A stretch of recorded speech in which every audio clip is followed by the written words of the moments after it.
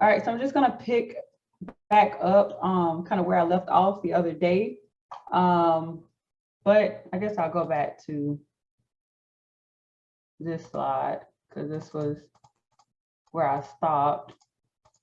So if you guys remember the other day when I was going over this, talked a little bit about your stipends, about your healthcare, your time off, your housing allowance, your training travel funds, your commuter allowance, the benefits of networking and the mentorship, meeting the different people on your staff, as well as in other regions, station directors and research and development. There's so many different people that you can meet in an agency with 30,000 plus employees. We talked a little bit about the direct hire authority, as well as the non-competitive eligibility that you will receive with the certificate that you'll get at the end of the program. And we talked a little bit about the eligibility for you guys that are in the program. I just kind of wanted to recap that one. All right, so your resource assistant handbook. So each of you should have received a resource assistant handbook. In this handbook, hopefully, or Vanessa, did they get that already? Or you haven't seen it? I am rethinking. They might not have, so okay. We'll get them out today. All right, so you will receive a resource assistant handbook. In this handbook, we kind of have laid out all the ins and outs of the program. And I know a lot of things have kind of been a little confusing. You're not sure if you should go to the partner, ask this question, if you should go to us and ask the question. But I hope that this handbook will kind of iron things out for you to know who's really responsible for certain things. And I'll also talk a little more about it too in my next slide. But this handbook is yours to hold on to keep, to reference. We also have a lot of other little resources in here as far as acronyms, because you'll see and hear a whole lot of acronyms while you're working for the Forest Service. And I know a lot of them you kind of go straight over your head and you're like, what is that? And so you'll be able to go to your handbook and kind of look and see what that acronym might have been. The work plans are in here and a lot of other little resources. So again, each one of you will get a copy of this in your email to kind of reference, as well as your mentor. We also developed a wrap mentor guide. So they have one as well that looks similar to yours, but some different information. So let's talk a little bit about the roles and responsibilities of this program so that you guys kind of understand how this partnership works. And so as you guys have heard numerous times, you guys are really considered contractors while you're working in this program. And so the agency has agreements, participating agreements that we have with different organizations, again, such as MANARS, Mobilize Green, Green Youth Foundation, EFTA, HAVE, Northwest Youth Corp, GBI, Great Basin Institute, as well as Conservation Legacy. So those are our partners that we have agreements with. And so kind of the way it works is that we have these agreements that we have executed with these partner organizations, and the funding goes to the partner, and then they administer all of the benefits. So you're working for us, you're funded by us, but it's managed through your partner organization, right? So the best way I try to explain it to people is that if you hear of like temp agencies where a person can go to a temp agency and apply for a job, and then they'll hire you for a manufacturing company or some kind of other company, and so you get hired through them, but you really work for the other organization. So that's pretty much how this works. So your mentor, the responsibilities of your mentor, they selected you as an RA, they did your interview and selected you to work for them. They're gonna provide your direct work. They're gonna provide you with a work plan, your all of your assignments and the things that you'll be doing on your day-to-day basis, and providing that professional development and on-the-job training. So that's your mentor. And we call them your mentor, AKA supervisor. It's just there are certain terms that we are not really supposed to use with this program. And so supervisor is one of those that we're not really supposed to use. And so we call them mentors instead of supervisors, because you're contractors and not necessarily employees. And so that's one of those. The other parts of this, the WO, that's me and my staff. So myself and Vanessa and Dawn. So well, Dawn is one of those, she's kind of a half WO, half RO. And I'll explain that a little bit more of that in a little bit. But the Washington office, me and my staff, we are responsible for managing the agreements that each one of you are on. We coordinate all of the funding, all of the guidance, everything that makes this program comes from myself as the RAP lead, as well as my staff. We set up this whole entire orientation week along with GYF. We organized the presenters, we laid out the sessions, and decided what kind of sessions we would provide you guys this week, and just kind of really set up the whole orientation week, as well as we take care of all the reporting and the policy. So all of the behind the scenes things, we do it. The regional office, they provide most of the funding for your position. Some positions are funded kind of off the top from the Washington office, but a lot of times the funding comes directly from your particular unit, especially if you're working on like a district or a particular forest, the funding comes from there. So the regional office or the regional office liaison kind of helps to coordinate all of that funding piece to make sure the money is there in place to support you guys, as well as the network. And so each one of you will have what we call a regional volunteer services coordinator, AKA your RAP liaison. So as an example, Dawn Meyer, who has been assisting us on the Washington office team, she's the Region 9 liaison. So again, you guys met Daisy Morgan. She's been jumping in and out of the sessions with us this week. She's in Region 3. Some of you may have met Taylor Livingston. She's Region 5. So we'll make sure that you know who your regional rep is. And so they're kind of like your middleman person. So anything that you might need, you can go to them because they're closer to you than we are, especially if you are physically going to be working on site. And so you're going to have your RAP program manager on the partner side. You got my Washington office staff, but you also have, again, your regional liaison. So my team managed all of you, plus everyone that came before you. So it's a lot of you. So anytime that you can't get us right away, hit your regional person because they'll be able to respond to you sometimes a lot quicker than we can because we just kind of manage a lot.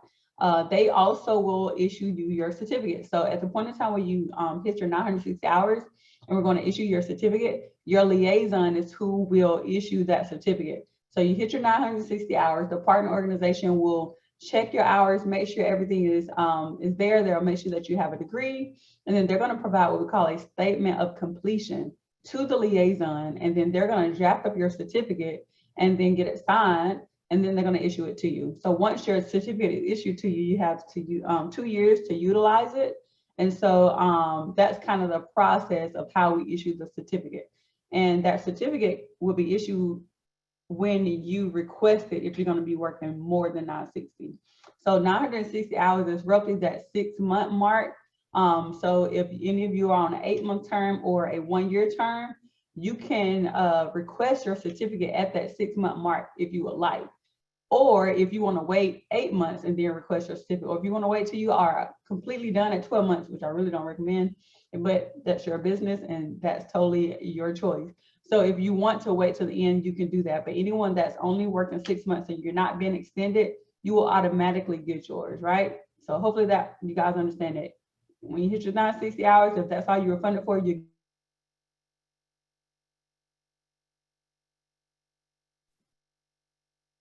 Sound went out.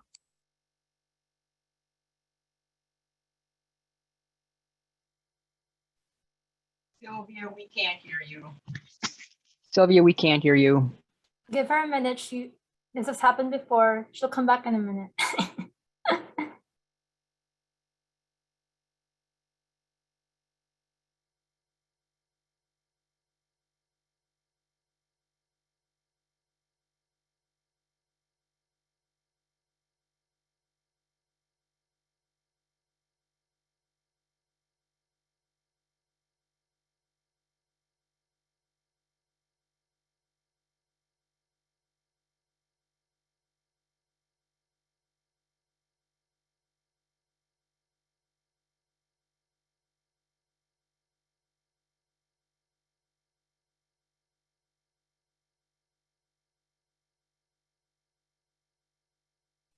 Good question, Shatiba.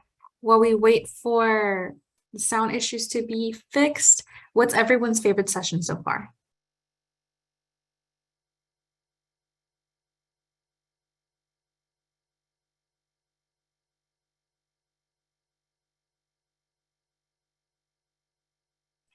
It seems like it's finance, mentor mingle, conflict resolution,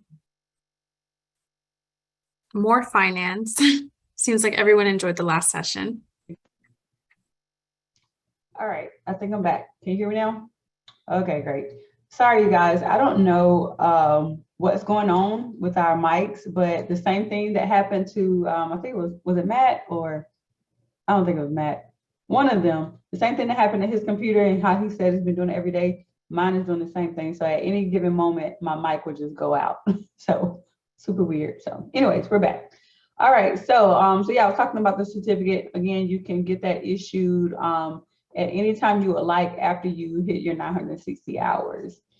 Next up is going to be the partner. The partner was responsible for recruiting you guys. So they put out recruitment measures and efforts to do all the recruiting for the positions. They administer all the benefits. So again, when you're ready to tap into your train and travel funds and do some type of training or go to a conference, you're going to let your supervisor know, you're going to let the partner know, and then they will take care of all of the logistical things. So setting up your travel, whether it's a flight or your hotel or whatever it is that you need, your registration costs, they'll help you with all those things, as well as your commute allowance, your pay, your housing.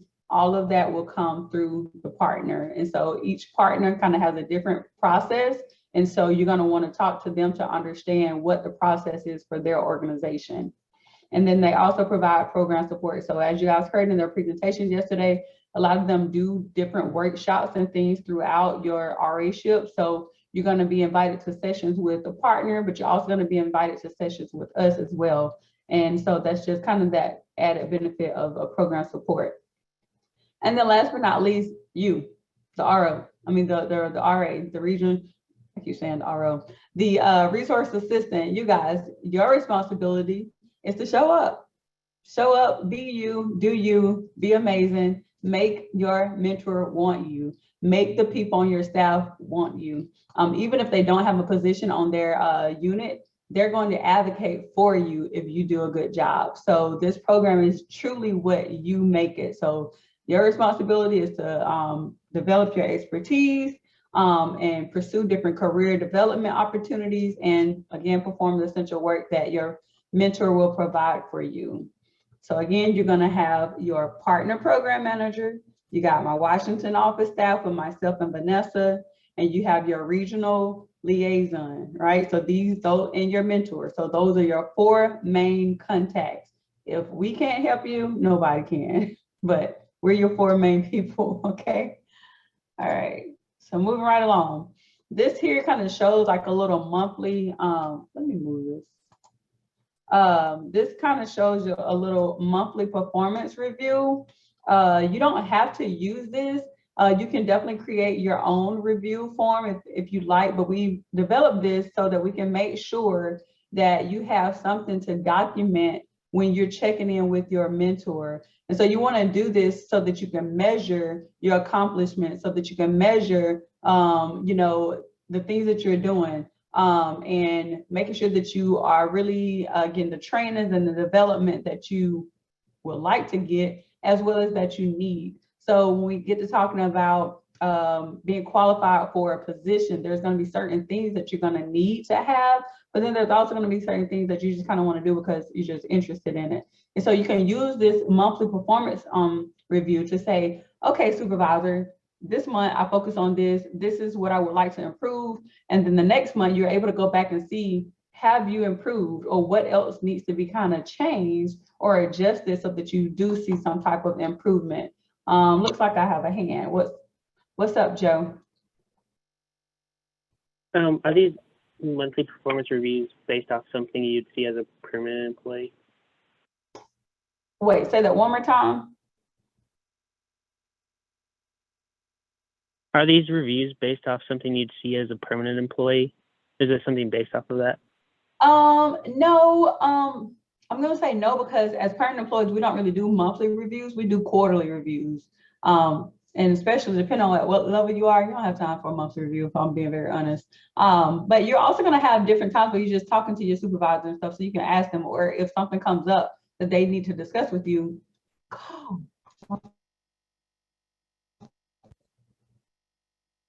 So would it be modeled after the quarterly reviews then? Is this something to have a good practice of understanding before being permanent?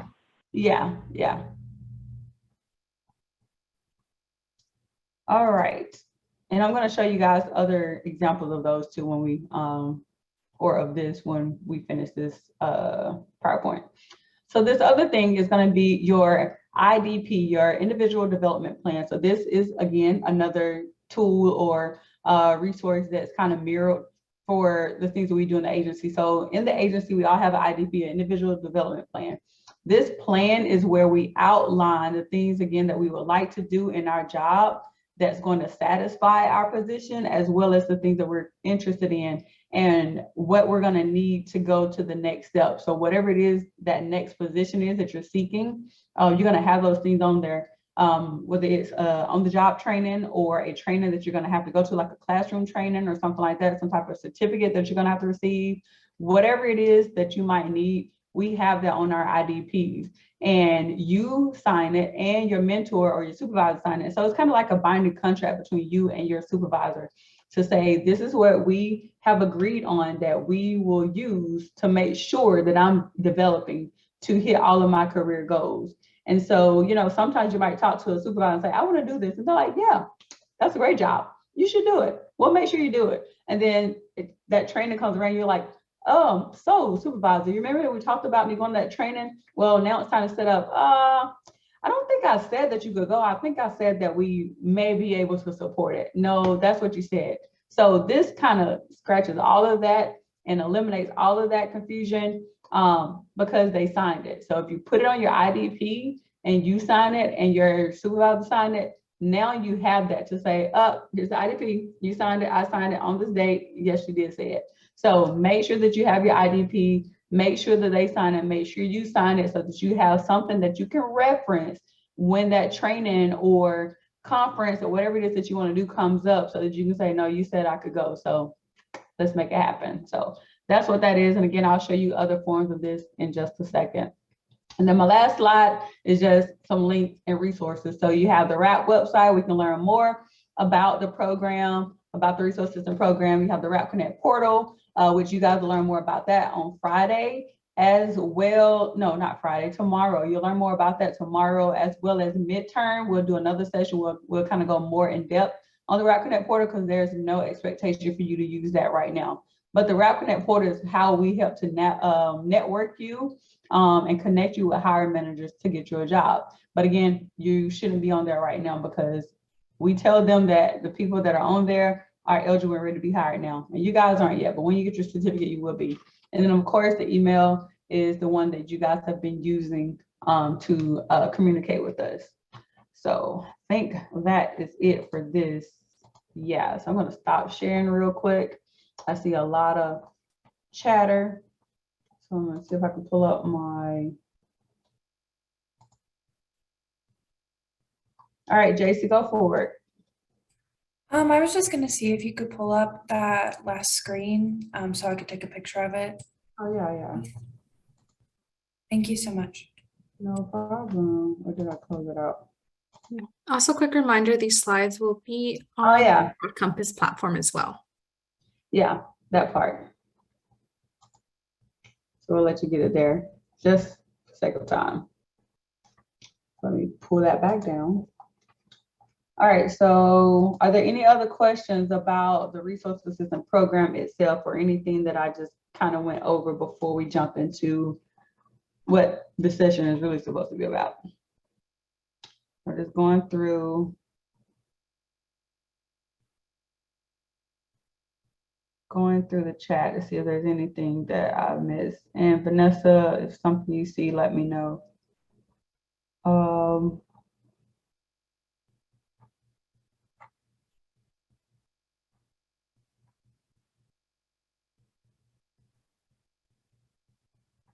Okay. All right, I don't think I'm seeing anything. If I missed something in the chat, just go ahead and raise your hand.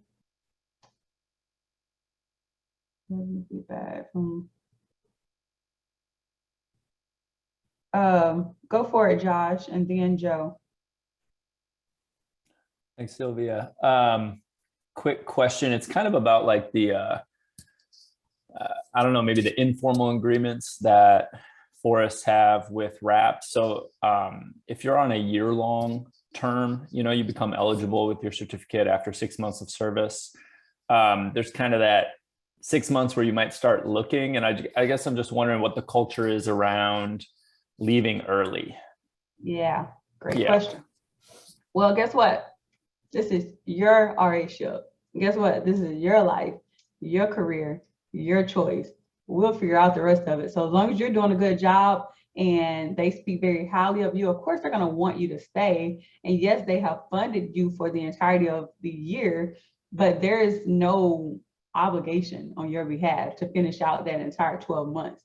So at the 6-month mark, you get your certificate and you know for sure what jobs you want to apply for, and you know for sure that the experience that you have thus far will qualify you for, and you start looking and you find something, we're going to clap for you. We're going to say hoorah, rah, and that the rest of that funding will be reallocated, and we'll just find them someone else, or we'll do something different with the money. But for any of you, I'm glad you asked that question. That's something usually I kind of talk about at the mid-year or mid-program workshop. But yeah, no, start looking. If that's what you want to do, start looking. Put yourself out there, find yourself a place, and make it happen, and we'll figure out the rest of it. Now, where it might not look good is if you haven't been doing a good job or whatever, and they feel like, well, you already wasn't doing a good job and we funded you and now you want to leave us. So, you know, I think it just depends, but yeah. Great question though. Joe. Just based on the ADP stuff again, I don't know if it was said, if I missed it, but depending on your partner, they might also have you do their own similar stuff. So keep an eye out for that and those deadlines, and don't get them confused, because I have before. Yeah, the partners will definitely have you to do different reports or different documents and stuff. So yeah, so that goes back to when I was talking about responsibilities and the things that will happen. So you're gonna have Forest Service things and requests and workshops, and then you're also gonna have things on your partner side. So yeah, just make sure that you're paying attention to what's coming from either side. Are we setting up a USA Jobs profile? Yes, we'll go over. So just so you guys know, at the midpoint of your RA-ship, you guys are going to have 2 days of sessions with me, 2-hour sessions. The first session we'll go over federal resumes all in depth. Today you'll get kind of an introduction to federal resumes, but we'll go more into depth about what a federal resume is. And then the next session we'll go over USA Jobs. I'll show you all the ins and outs of USA Jobs. I'll talk to you about how to apply for the jobs using your certificate, the whole 9. We'll talk about qualifications. We'll talk about your certificate, all of that.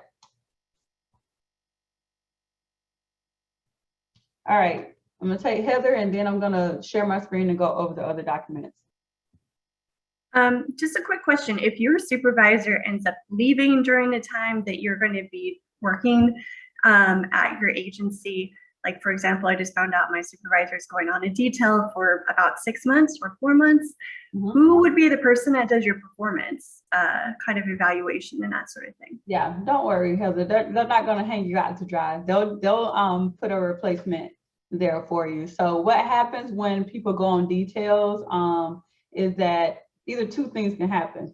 Either one, someone else will detail behind them and pick up where they left off, or the office will just share the load. Somebody else take on those duties, but they don't really replace that person per se. But either way, you're going to get a new person to fill in while that person is gone, regardless. So yeah, so we'll make sure you're taken care of.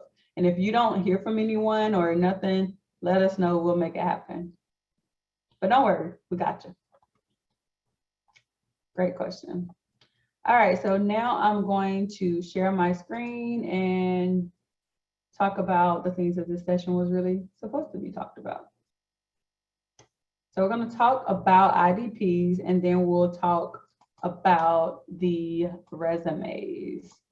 So I'm going to share my screen and show you guys this IDP that myself and someone else kind of created.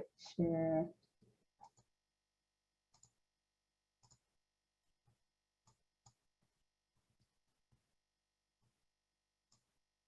All right, so move this out the way.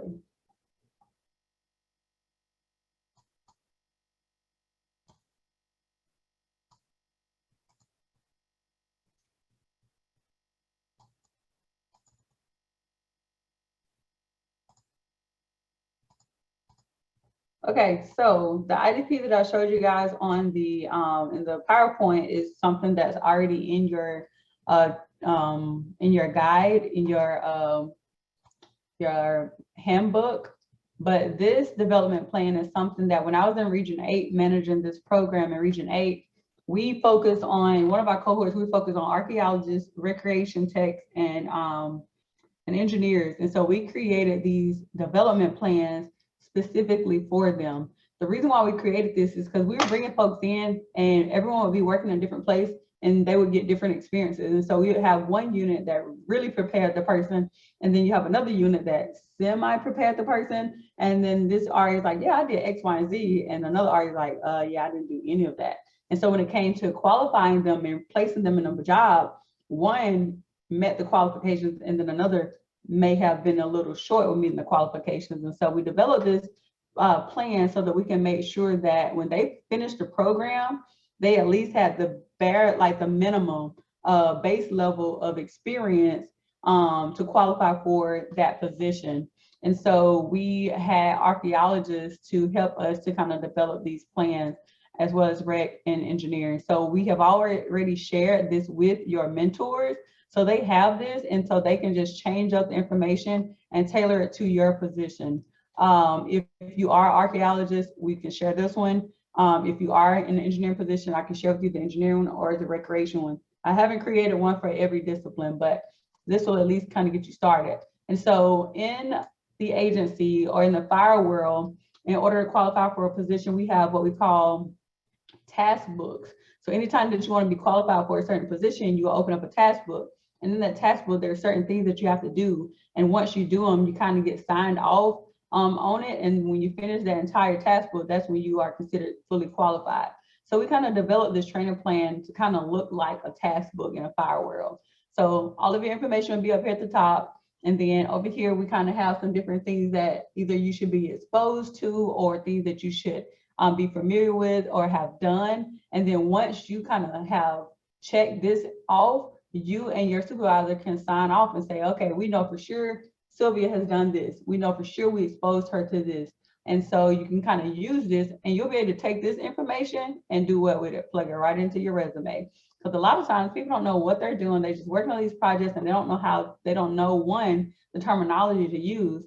So this will kind of help you to kind of take this information, and as you sign it off, go ahead and drop it on your resume. So if you've been helping with some type of some heritage and cultural resource activities and establishing the priorities for that, then great. You can grab this information and drop it right on your resume. At the bottom of this, oh, and another thing, we kind of broke it up in certain categories. So the first group was just basic archaeology things. The second group was talking about budget. So talking about the budget part or the budget aspect of managing a program at that level. And so they could sign off on those things. Then you got your program priorities section, record keeping, and it could be things like this, your government driver's license. Once you get that, you can sign off that. If you're a person, some RAs are able to get UTV and ATV training certifications. So just whatever it is that you're getting, you can sign it off. Partnership and agreements, ethics, a lot of this would be kind of your ag learn training. And then at the bottom, you have this free space. And this free space is where you can add in any additional things that you would like. So again, even if there's something that you would like to do that is not directly aligning with your actual position, you can use this to kind of throw it in there. So again, if like, let's say you're working in a position but you really love like recruitment and you want to go do a career fair or something like that, you can maybe, if your unit or if your region has recruiters, not everyone have recruiters, so I'm just kind of using that as a crazy idea or example. So you might say assist recruiters with a career fair. And if you're able to do that, then you can do it. So that, again, doesn't have anything to do with your position, but it's kind of on your wish list. It's something that you're interested in, something that you would kind of want to be exposed to. So you can kind of use the blank spaces to kind of fill that in. And then down here, the RAP development plan discussed and agreed on, put the dates. You will initial, the supervisor will initial and date, and then again, 6-month final review. So you guys will be able to go back to this and talk about what you've done thus far. And then again, especially for those, so if you're on a 6-month term, you know, you can discuss this in 3 months. If you're on your 8 at 4, and if on a year, you can do it at 6-month mark. So that way you can see, all right, supervisor, we got to step it up because you haven't been giving me what's on this plan or what we agreed on. So we got to make some adjustments. And so if that is the case, then you have this document to kind of go after. Oh, sorry, let me pull that up. So yeah, so that's this IDP. And again, we will share this out. And if you're an archaeologist, engineer, or rec, then hey, the work is already done for you because I already created it. But if you're not in that, then you and your supervisor are going to have to get creative and create your own. But feel free to share it back with me because another RA might want to use it. So yeah, you'll have this document. So before I go into resumes, I'm going to stop and see if there are any questions about IDPs, what it looks like, how you develop it, or whatever it is that you might want to know. Let me stop sharing. I'm checking the chat box to see what kind of chatter I got there. Is there one of these special uses? Oh, so sorry, it's not. I like your little finger cross though, you're wishing. It's not. I haven't developed one for special uses, but there is a big special uses program that that we have with our Job Corps Center, and I'm pretty sure they may have something developed because they have like a whole training program. So let me see, who is that? Josh. So Josh, don't let me forget because I'll forget, Josh. But I'll look into it and see or connect you with someone that might have a special uses thing already planned. And your supervisors, they have IDP too. Because remember, like I said, we have our own IDP. So if you are going to be working with someone that's doing directly your job, because not everyone will, just because you're in recreation doesn't mean that you're going to be reporting to someone that's going to be doing the exact same thing you're doing. So you might be able to go to your supervisor and get this stuff. Then again, you might not. But you can always ask your supervisor, what did you do? Or can you share your old IDPs and training plans? Where do we access the ARC? I will send it to you. I will send out the, I'll show y'all the fire stuff too. I'll send out the ARC, the engineering, and the recreation. Let's see that one. We got time sheet for she starts next week. Okay, I don't think I'll see it. Okay, yeah, that has nothing to do with me. If we have previous experience internally with Forest Service, do those hours component? No, they don't, unfortunately. RAP is RAP. RAP is not PLC. RAP is not temp. RAP is not Pathways, any of those other programs. RAP is totally separate. So RAP is RAP. So all your RAP hours will be RAP hours separate from your experience, but all your experiences can help you qualify, but they won't go towards your 960 required hours. All right, go for Rohan, and then I will go into resumes. So just to clarify, we're gonna have to, well, one, where are the slides going to be located in Crowd Compass for us to It's go? going to be your resources tab. Okay. So I think she's been doing it by the day. I think, Yeah. yeah, They'll okay. be on the day. So how you clicked on this session right now to view the Zoom link, at the end of the day, by the next morning, you'll see the slide under it. Okay, cool. And then just so I'm clear, we all have, I'm not sure how long my appointment is, but no matter how long it is, at the 6 months, we're gonna get that certificate. And then if we, for whatever reason, find another job that we wanna do at the end of that 6 months, we could take that other job if we wanted to. So at the 6 month mark, if you're only funded for 6 months only, then you're gonna automatically get it. Because used to be in the old way, the old guidance was you could kind of push it off. You could finish the program, say, okay, I'm gonna come back and get my certificate in a year or 2 years. Because once your certificate is issued, your 2-year clock starts ticking, right? So some people will like push it off and say, okay, I don't want my clock to start ticking yet. But when the program kind of changed, they said, okay, now we're going to start issuing certificates once a person completes the program. So again, some of you are 6 months, some are 8 months, some are 12. Anyone that's 6 months, you're going to automatically get it at the end because that's the end. If you're 8 months, you're going to hit your hours at the 6 month mark, but we won't issue the certificate unless you request it, because we don't want to start your clock for you. It's your choice. So again, if you're 8 months or 12 months, when you hit your hours at the 6 month mark, you're going to have to tell your partner organization, hey, I want my certificate. If you don't tell them that, you're not going to get it until you're done. Okay. Does that make sense? Yeah, and then but if we don't request it, we'll still be working and we'll still be paid. Yeah, nothing to change. You just won't have your certificate. Yeah, so you'll still work until your program is over. So let's say again, you're on the 8 month term. Even though you hit your hours at 6 months, nothing changes. You're funded for 8 months. So you just continue on. And then at the 8 months, unless you're extended, if you're not extended, then you're done. So 8 months, you're going to be done. You're going to have your last working day. We're going to issue the certificate, and then you have to start applying. But again, there's going to be a break in your work. That's the reason why I say if you know that you're ready to start working in a permanent position, as soon as you hit your hours, the best position to be in is to have your certificate and still have funding on your wrap agreement, because that way you can still work for the partner, still get paid while you are applying for jobs, and you can go through the entire hiring process. The hiring process typically takes about 2 months with the DHA, with the direct hire. So again, if you hit your 6 months, you get that certificate, you don't found someone that likes you and they want to hire you, you're going to give them your documents, they're going to start that hiring process, and you're going to continue working. And so we can work you until your funding is complete. So let's say you finish your program, your hours in August, and then you get your certificate, and we are processing your hire for the month of August and September, and you have a start date at the end of September. So you could essentially be on the partner books one day on that Friday, and then that Monday you're a full service employee. So we try to make it so that there's no break in employment.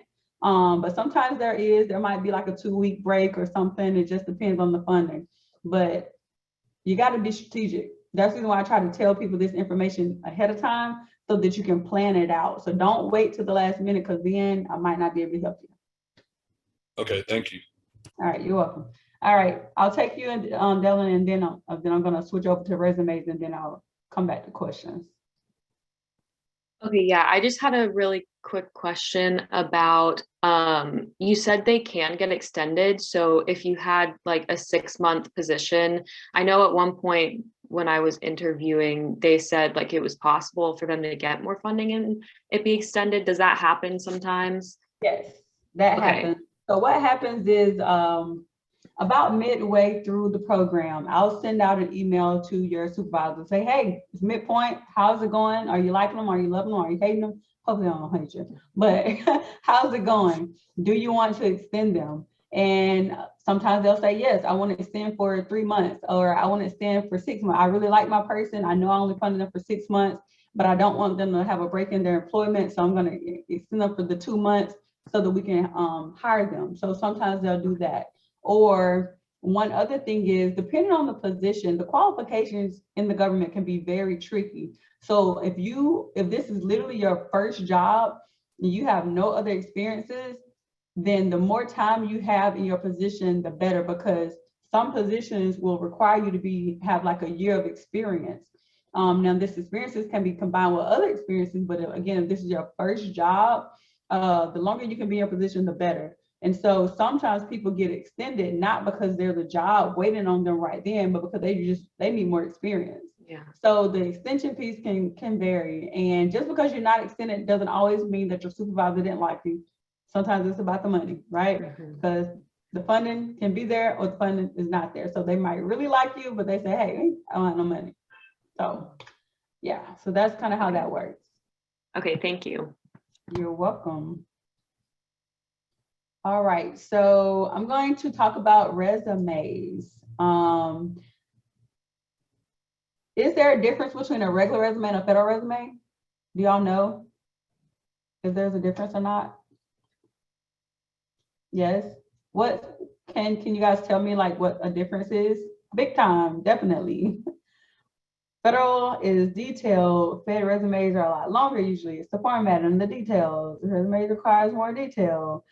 Can be more than one page. Yep, all of those. Y'all already know, so y'all don't even need this. Y'all don't even need my information. But I'm gonna give it to you anyways.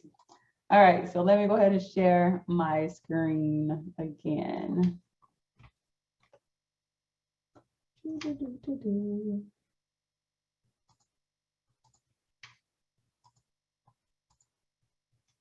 All right, so another document that you guys will receive when I was in Region 8, again, when I was a recruiter, I used to do a lot of resume workshops and stuff. That's really why I know all this stuff. I used to do workshops on resumes, USA jobs, all of that stuff. And we created a resume checklist. And so I still use it because I helped make it. So I'm not gonna stop using it. Anyways, y'all get this. And so this is from the recruitment team. So if you're in Region 8 and Region 9, you're in a great place because you got full-time recruiters that are gonna be working with you to make sure that you are good to go. So I'm not going to go over this entire thing because you can do it on your own time and just for sake of time. But we start this document off with a checklist. It just kind of goes through certain things that you need to consider or be mindful of as you are creating your federal resume. So it talks about just the overall overview of the resume, your header, talks about your summary and skills section, your work experience section, and breaks that part down, all of those necessary and required pieces of information that you need, your volunteer related experiences section, special recognition, leadership, specialized training and certificates, your education, and of course your references. And it's important that we kind of broke this down because a lot of times people don't really know what goes in a resume. They just think about my education, my experience, and my references. No, that's not it. Especially when it comes to a federal resume. So we really kind of break down everything that you need to know. So you'll have this and you can kind of go through that. At the bottom of this, we have 3 different examples of how to kind of style or format your resume. So this first example kind of shows the key skills at the top and your career summary. It shows your work experience and kind of how to, one way to format that, where they kind of break it down into like skill sets. And then, well, don't get dizzy, I'm gonna scroll real fast. Blah, blah, blah, blah, blah. Second example is in bullet form. So your bullets can be 2-liners, 3-liners, 4-liners, it doesn't really matter, but it shows you how to format your resume using bullets. Again, I'm gonna scroll real fast. Da, da, da. Third example shows you how to create a resume using paragraph form. This one is kind of my least favorite because I think sometimes people don't really know how to write a paragraph. And so, just be careful with this one. And another thing, a lot of your information, especially your key details, can get lost in a paragraph. So don't write a paper because nobody's gonna read your whole paper. They're gonna scan it and they might miss something that's really critical or really important for them to catch, and they might not catch it. So be careful if you decide to use the paragraph format. Yeah, don't write a paper, don't write an essay, but this is another option. So again, just kind of want to show you this really quickly, and you all will have this document. So stop sharing again because I want to make sure I give most time to answer y'all's questions. So the biggest takeaway about resumes, you guys, is that we can use all experiences. So for the federal government, all experience counts. So whether you grew up in your family business and you've been helping manage your company, your family company books for years, guess what? That's your experience. It's all about how you format it and put it on your resume. So if you put it in a way that we see what you've been doing since you was 10 years old, looking at spreadsheets and helping your mom figure out the budget, that's your experience, that's your business. Put it on your resume so you can get credit for it. If you did study abroad, if you were in closer organizations and you did like some community service work, experience is experience. So when it comes to the qualifications, that's what we look at. And so when it says that you need a year of experience, you might have worked for a certain company for 3 months, you might have did some volunteer work for 3 months, you might have had an internship for 6 months. We can combine all of those experiences to give you that 1 year experience that you need to qualify you for the job. So that's the reason why the dates are important. Whenever you're doing your resume, don't do the seasons because nobody's gonna play the guessing game and say, oh, they said the the summer of 2019. Well, I don't know if you work from May to August or if you work just the month of July. And that's a big difference of experience of time. So make sure that you are using months and years and stay away from the seasons, right? So that's definitely one thing. The other thing about resumes is you can create your own, like the ones that I just showed you, or you can go to USA Jobs and create one in USA Jobs, because USA Jobs has a resume builder. A lot of times people ask, well, if I use that one, I'm good to go. Is that one kind of preferred? I say no. The reason why is because just because you use the resume builder, yes, it's going to format it for you. Yes, it's going to ask the right questions to make sure you have the information in there. But if your meat and potatoes ain't seasoned, then it's just going to be meat and potatoes. And what I mean is your content. If you just put some simple terms there and it's not really giving anything, it's just words on the paper. So you really got to be thorough. You got to be very detailed. Tell us what you did, why you did it, how you did it, what you accomplished, what you use to do it. So talk about the programs, talk about the devices, the instruments and tools that you used it. Talk about, if you did something and you were working on a certain acreage, talk about how many acres you accomplished with that work. We want to see numbers. We want to see all of that. So that's what I say about your meat and potatoes being seasoned. So don't give us no dry stuff, right? It's what you make it. So you can either qualify yourself or you can disqualify yourself. It's totally up to you. So just be careful. And again, that resume builder, it just kind of lumps everything together. And then at the bottom of it has all of your additional experiences. So I don't prefer it, but it's your resume, so you can do whatever you like. So I'm going to go through these questions in the chat. And then there's one other thing I want to show you guys as well. But I'm talking about resumes early on now, because what I want you to do while you're in your position is, as you are doing things, in addition to your IDP, as you are working on different things, take notes. If you work with the wildlife biologist one day, and then the rec manager the next day, and then the timber manager, silviculturist, write down who you're working with, write down the tools. Okay, this was the GPS unit.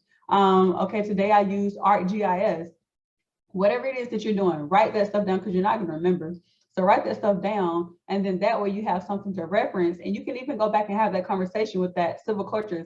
Hey, you remember when I spent a week with your crew? I wrote down some things, but can you help me to use the right terminology? I want to put it into my resume. Ask them that, and they can easily say, yeah, so we did a common stand exam, which is an inventory. You might not know these terms, but they do. So have the conversation with them. Let them help you figure out how to put that stuff on your resume, if that makes sense. So get your notepad, take notes, build out your resume. And you're going to want to have a master resume that literally has any and everything you've ever did in your life. And then from that resume, you'll be able to tailor and create other resumes. So anytime you're applying for a job, you're going to want to tailor your resume to fit that job that you're applying for. So you might have a degree in a very general degree, but then you are interested in some type of administrative position, but then you might be interested in some type of field position. And so that could be two totally different resumes, right? And the things that you decided to focus on. And so you can have your master resume to pull from that, because a lot of times people will continue to change the same resume, and they may take off something, and then when they need to add it back, oh my God, what was that? I forgot what I did, or I forgot what was there. So have your master resume and pull from that to create your other resumes. Okay, does that make sense? All right, so I'm gonna jump in the chat. And if you threw something in the chat and you just want to talk, then raise your hand and we can just, it'd be easier that way.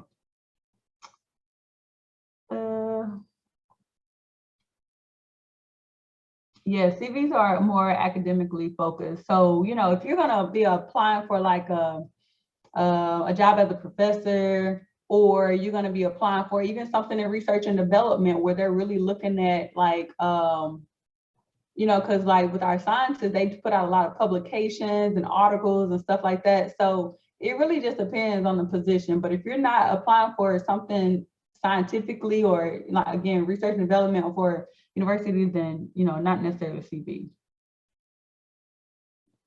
Will this document be in PowerPoints? Yes, we'll provide these documents.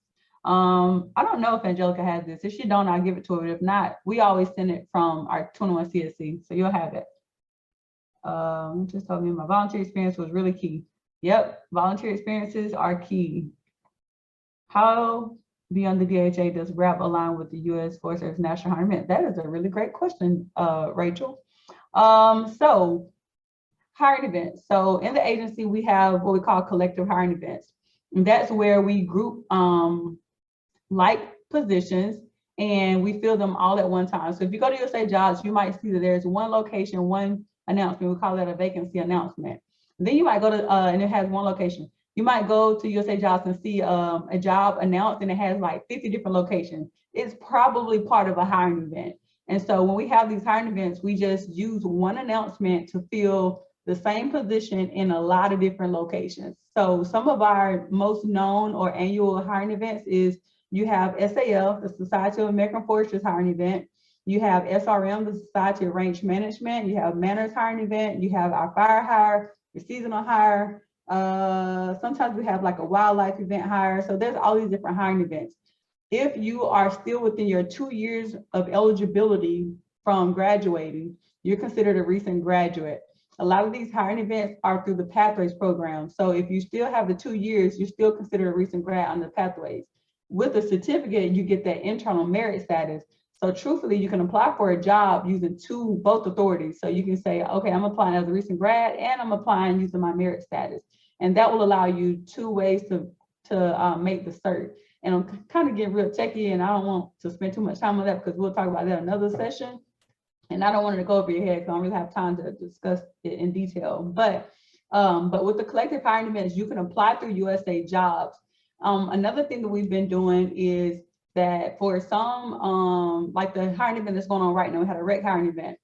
We sent out an email and said, hey, who's looking for a job? Who's interested in recreation positions? They responded to me and Vanessa. I got their resumes, their transcripts, and their certificates. And we sent them the list of locations before it was even announced on USA Jobs. And I said, pick your top 5 locations. Once they provided me their top 5 locations, we played the matching game. So if someone told me that they wanted to be in Vallejo, California, we matched them to that position in Vallejo. But first we had to make sure they were qualified. So HR went through and did a round of qualifications. And then they told me, okay, Sylvia, this person is qualified for 301 at the GS7 level. This person is qualified at this series at that level. So then we matched them and told the hiring manager, hey, this person's interested, they have the experience, here you go. Because leadership said hire them. So they kind of had to hire them. They really didn't have a choice unless, they just wasn't a good fit. And so we were able to do that outside of the hiring event. And so once these people have been selected and chosen in their locations, anyone that applied to USA Jobs, they don't even have access to these locations because the RAP people took them first. So you guys are in a really amazing program where leadership really supports you. And if you want to be hired, you're going to be hired, period. So that's all I'll say about that because I can talk all day about hiring events.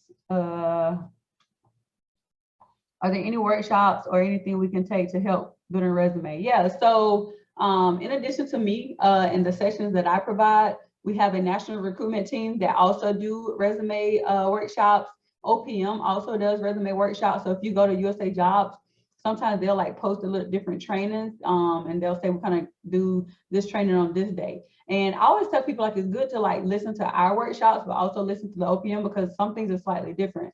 Because some things that we might tell you to do could be Forest Service specific. And then there's some things that I try to keep my information pretty broad, government wide, but you will see some differences. But yeah, we'll also provide those links to the other sessions. Is there a time frame limit like 10 years? Yeah, some people say go back to 10 years, which is great, but I always say keep it relevant. If something you did 10 years ago has nothing to do with nothing you're trying to do now, I wouldn't go too far into it. Maybe you can show that you have been working for this long period of time, but it won't probably really help you as far as skill sets. Okay, I talked about resume builder. If you have been working for several years, say 20 years, should you admit job experience if it doesn't apply? Again, you're gonna wanna tailor it. So pull out those, and you gotta think about, you have transferable skills. So the actual work you were doing may not be relevant, but the teamwork, the leadership, the collaboration, the organization, whatever it was doing, there are transferable skills. So you're gonna wanna definitely pull out those transferable skills and put that stuff on your resume. For those that just graduated or about to, does relevant college coursework matter on a federal resume? So not So when it comes to a class, whenever it's relevant is if it was like some type of capstone course where you did an actual project. So if it was just you going to class, taking notes, taking a test, we don't care about, well, we care about it in the qualification part, but not necessarily needed on your resume. So on your federal resumes, you don't need to list out your courses, because whenever you apply for a job, or even when we're going to directly appoint you, you have to have your transcript. We won't hire you without it. So we'll, whatever courses you needed to have taken, we'll get that from your resume.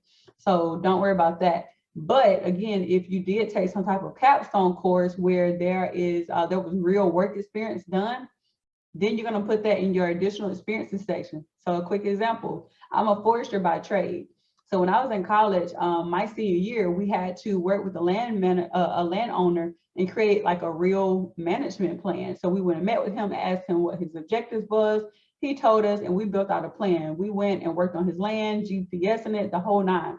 Guess what? That was work. That was real forestry work. So I put it on my resume. And so that's an example. So if you did something like that in class, then put it on your resume. And so again, don't use the semester time. You're going to say that you did it from August to December, and you can list out the university name, the name of the class, and you can put it in bullets or however you decide to format it and put your different things that you did.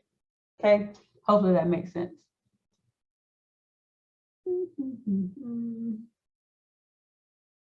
Okay, when Alex is saying that he included a list, you don't put that on your resume, right? So when you apply for a job, when it comes to the qualifications, because different schools have different course names, HR doesn't always know what that course really was and what you learned in that course. So sometimes people have been disqualified because HR couldn't qualify them for something that they didn't know. You don't include that on your resume, but you will include it as an additional document. So when you apply for a job through USA Jobs, you're able to upload documents to create a resume, application package, right? So when you add those documents, you can add an additional document to your transcript, which is going to be your course descriptions. So again, if you went to different schools and one school might call a class Zoology 101, another one might call it Zoology 202, but if they were the exact same thing, and HR doesn't know what level this class was on, you can provide, again, the course description so that then they can go and say, okay, yeah, they did this, they learned that, so we can check them off for that. So again, it doesn't go to a resume, because a person like me, I don't care anything about it. HR needs it, not me.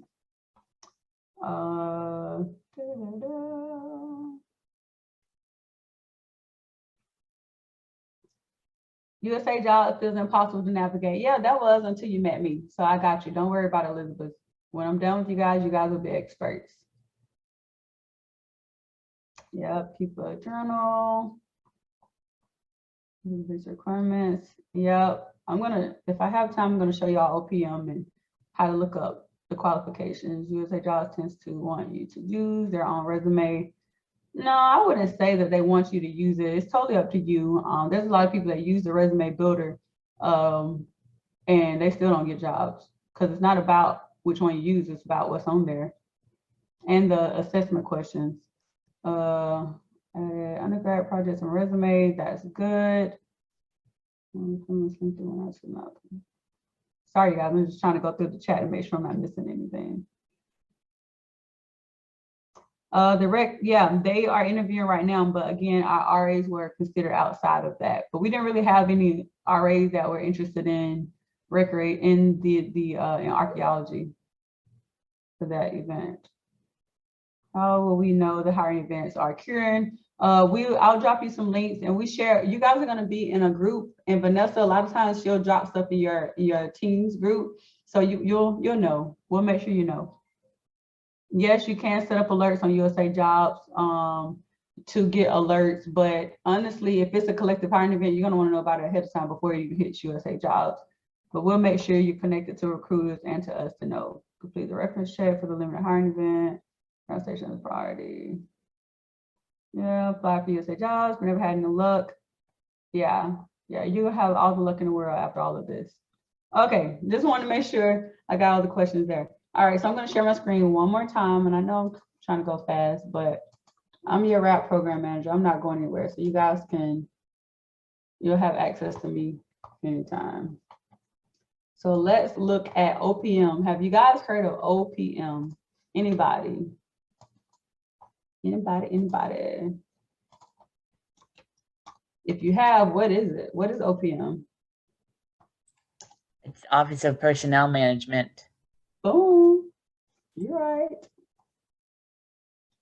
We were in person and I had a prize. I throw it to you.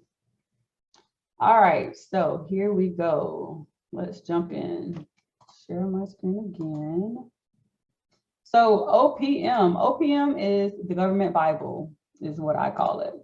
So any and everything that you want to know about the federal government, you can find it on opm.gov, right? So this site is a lot to navigate. So I'm just going to show you the most important things that is useful now. But again, I promise you, you guys will have a workshop midway where we're going to talk about all these things in more detail. So don't worry.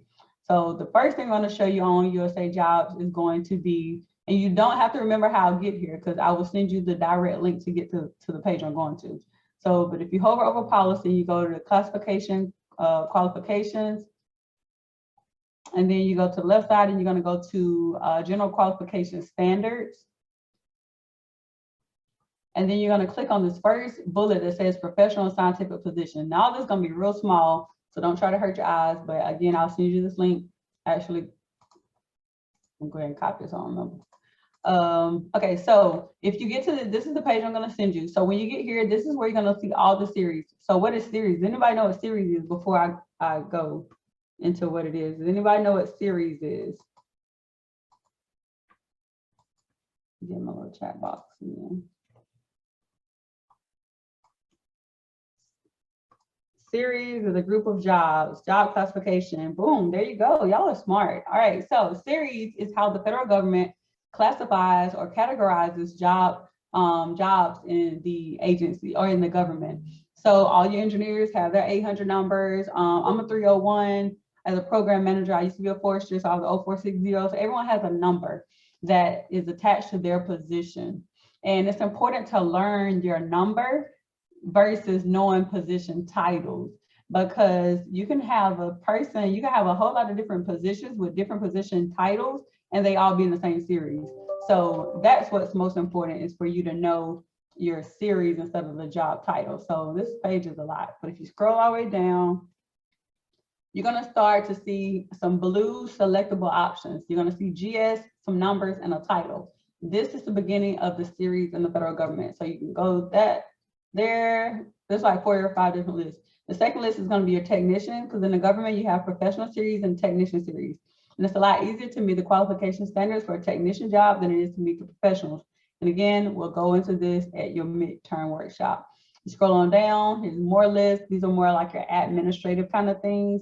And then this next one is more your scientific type positions. So here are your engineers in 800, your archaeologists, your biologists, your wildlife biologists, foresters, all of those folks are here. So I'm just going to click on some. I'll show you guys my old one, forestry. So I was an 0460 forester, professional forester. So here it says that this person needs a degree in forestry or something related with at least 30 semester hours in a combination of biological, physical, and mathematical science or engineering courses. 24 of those 30 hours must be in forestry. So if a person was in like a blended program and they only receive like 18 hours of forestry courses, then guess what? They're not qualified. They would not qualify for this 0460 series. They would then have to take a forestry technician position because they wouldn't have the 24 semester hours. And then it gives a breakdown. There has to be courses in the management of renewable resources. There must be courses in the forest biology, and there must be courses in forest measurements and inventory. So they really look at how many hours you've taken in different courses. So that's the reason why your transcript is important. That's the reason why the description of your courses are important if they look a little tricky. So that's one thing I want to show you. So again, we will send you the link to how to get back to this page. The other thing I want to show you is, because everybody want to know, show me the money. How much money can I make? Show me the money. Let me find the money for you. Pay and leave. So this our pay system, GS, general schedule. So our pay scale in the federal government, of the majority of us are on, is going to be GS, general schedule. And I'm only showing you guys this because everybody want to know what can I start making. Of course, you guys are not on a GS level right now in your current positions, but there's going to be an equivalent GS level, and where you really look at the experience. But I want to just show you the money so that you can kind of start looking at stuff and kind of know what you want to apply for. So I just put up a general table, but there was a whole lot of tables because it depends on your location. So in the federal government, with our pay scale, it goes, the grades are 1 through 15 and the steps are 1 through 10. And so let's say you are in an entry-level position of a GS 7, step 1, you'll start here. A year later, you'll go there. A year later, you'll go there. A year later, you'll go there. 2 years later, you'll go there. 2 more years later, you'll go there, so forth and so on. So it's a 1, 2, 3 jump. So again, I just wanted to show you this just so you can kind of see what the table looks like when you're on the other side of the program. So yeah, and I don't want to talk too much over you guys' head, and we also are running out of time. So like I said, you guys will have a mid-year workshop or midterm or mid-program workshop, I guess is what I should call it, where I will kind of go more in detail about resumes, about USA jobs, positions, qualifications, all of that stuff. So don't worry, but I also send you links because we have recruiters that do workshops and stuff throughout the year as well. So you have multiple places that you can get this information. How often are the steps? The steps are 1, 2, and 3. So the first 4 years you go boom, boom, boom yearly. After that, you got to wait 2 years before you get a bump. And I think that goes from 4 to 7. And then after that, the remainder is 3 years. Because if you be at boom, boom every year, you'll step out real fast all the way to 10. Hi, Tony. Tony's my guy. What's up, Sylvia?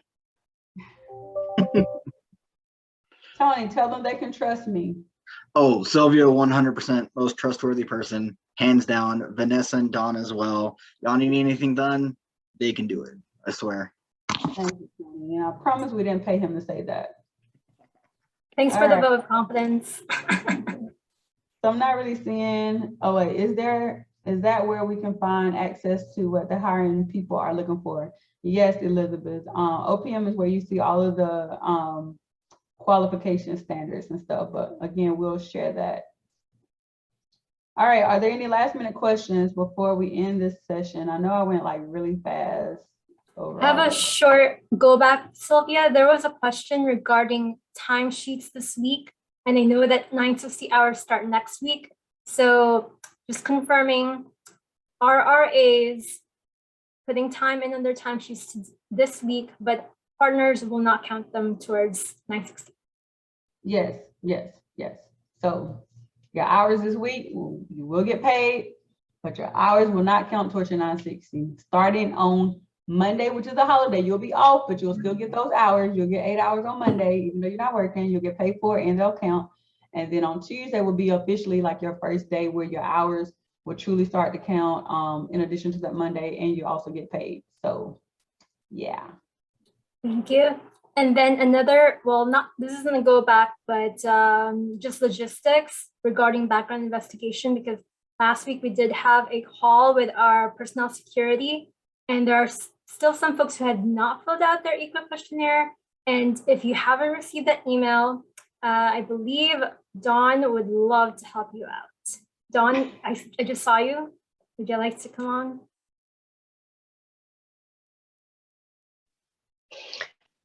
Yeah, so some of this is a little bit of a guessing game because we do not know which personnel security specialist was assigned your individual case. And so what I'm saying is if you have not received that email from them, they're going to send you an email with an EQUIP questionnaire, and they're asking you to complete the OF 306 form to return back to them. If you have not received that email, would you just put it in the chat so that I can get the person to figure out who is assigned your case, and we'll get that squared away. Thank you. Perfect. Thank you, Dawn. Thanks, Vanessa. All right, well, my session is over, you guys. So we will get ready to transition. Hopefully that information was useful to you guys. We'll make sure you get all of those resources that I covered. And again, I'm not going anywhere. I won't be in your little personal chat with Vanessa, but you can always drop questions in there and she'll shoot it to me and then I'll provide a response. But either way, you're connected to me. We'll connect you with the resources as well as the recruiters, but just know you're supported. You'll be good to go. Welcome.